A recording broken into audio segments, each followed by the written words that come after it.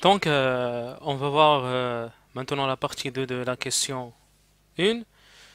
On a déjà vu l'expression de notre vecteur déplacement électrique D. Et dans la deuxième partie, on nous demande de déterminer le champ électrique macroscopique E en présence du diélectrique. Dans la première partie de la question, on avait le vide. Et dans la deuxième partie, on a ajouté un diélectrique LHI. Question. Est-ce que D va changer? Bien sûr que D il ne va pas changer parce qu'on a dit que la divergence de D égale à roue libre. Ce qui veut dire que le vecteur déplacement électrique D ne tient compte que des charges libres. Le fait d'ajouter le diélectrique LHI n'influe pas ces charges libres, puisque les charges libres restent telles qu'elles sont. Eh bien, on a toujours la même expression de notre vecteur D, c'est-à-dire toujours sigma L EZ. Par contre, pour ce qui concerne le champ à l'intérieur de notre condensateur, ce champ-là, il va changer. Donc, ici, dans le vide, on avait D égale à epsilon 0 E0, et ici, l'expression de D, quand on a un diélectrique LHI égale à epsilon E, sachant que E, c'est le champ macroscopique. Et c'est l'objet de cette partie. Cela implique que E égale à D divisé par epsilon, qui est égal à sigma libre divisé par epsilon EZ. On voit bien que E, ici, il tient compte aussi du milieu, comme vous pouvez le constater ici. Donc on a epsilon et le D, il ne dépend pas du milieu comme vous voyez. C'est-à-dire qu'on a ici toujours, dans ce cas-là, en la présence de notre LHI, on a D égale à sigma libre EZ, et aussi pour ce qui concerne le vide, D égale à sigma libre EZ. Par contre, bien entendu, ici on a D est égal à epsilon 0 E0, et ici D dans le cas de notre LHI est égal à epsilon E. Donc ici, on a notre E, c'est sigma L sur epsilon, et on avait le E0 égal à sigma L sur epsilon 0. Eh bien, si on prend ce EZ, EZ comme ça, voilà. Ici, on a le D égal à epsilon 0 E0, et D ici égal à epsilon E. Donc cela va impliquer que epsilon E, donc ça c'est une remarque, epsilon 0 E0 égale à epsilon E.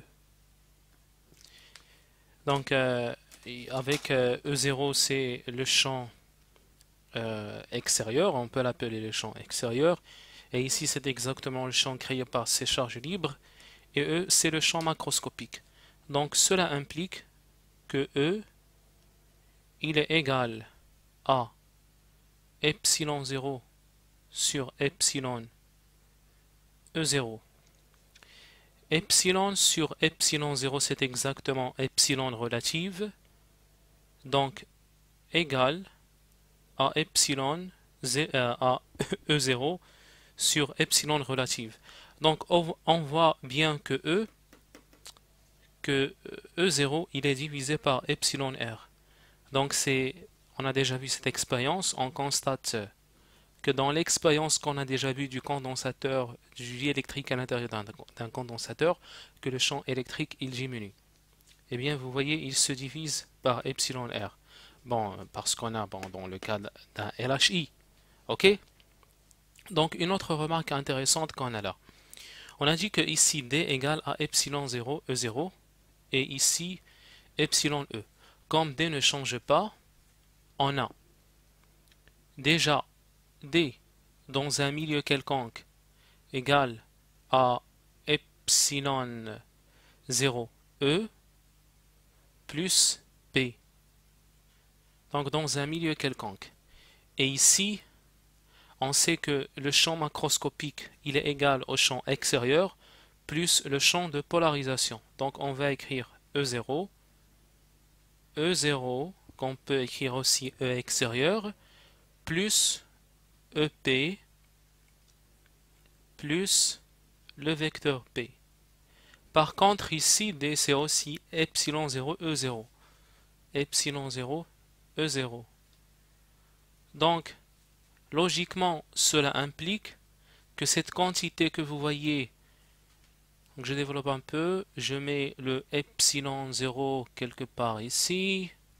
Donc, cela implique que cette quantité vaut 0. C'est-à-dire que P plus epsilon 0 EP égale à 0, et c'est une façon de déterminer directement le champ de polarisation EP. Donc cela va impliquer que le champ de polarisation égale à moins P sur epsilon 0. Donc ici on avait donc le champ macroscopique, le champ extérieur qui est E0, il est dirigé de cette façon, donc ça c'est E0. Le champ macroscopique il est plus petit que E0 et il est comme ça. Et bien sûr, le vecteur P, il est, donc pour représenter dans ce cas-là notre vecteur P, il faut, donc il est comme ça. Donc en voici notre vecteur P. Et vous savez que le champ de polarisation, il a tendance à, il essaie de contrer E0, mais il ne peut pas, il n'arrive pas. Donc il est plus petit que E0 et il est comme ça. Et vous voyez qu'il a un sens contraire à notre vecteur polarisation P. Donc on vient de trouver de cette façon EP. Donc j'espère que les choses sont bien claires. Donc c'est tout pour cette première question.